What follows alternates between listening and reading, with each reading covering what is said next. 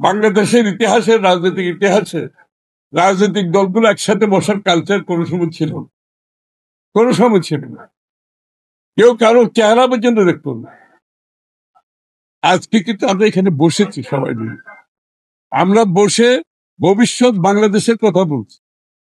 আমরা এখানে বসে আগামী নির্বাচনকে কিভাবে সুষ্ঠুভাবে পরিচালিত করে দেশে একটি গণতান্ত্রিক অর্ডার ফিরিয়ে আনবো, সেই লক্ষ্যে আমরা সবাই চলছি, যার যার অবস্থান থেকে অবশ্য।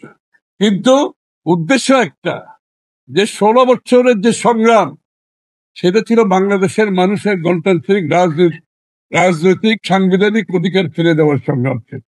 এবং সেই সংগ্রামে আমরা জয়ী হয়ে যে বাকি কাজটা আছে, সেই বাকি কাজটা যদি আমরা করতে না পারি, আজ পর্যন্ত কিন্তু 14 মাস হয়ে গেছে, হাসিনা পালিয়ে যাওয়ার পরে 14 মাস আমরা অতিক্রম করছি, আজ পর্যন্ত কিন্তু বাংলাদেশের গণতান্ত্রিক অর্ডার ফিরে আসেন। ডক্টর ইউনূস সাহেবের সরকার আছে, অন্তর্বর্তীকালীন সরকার আছে, কিন্তু বাংলাদেশে কিন্তু এখনো এই মুহূর্তে পর্যন্ত কোনো গণতান্ত্রিক অর্ডার ফিরে আসেন।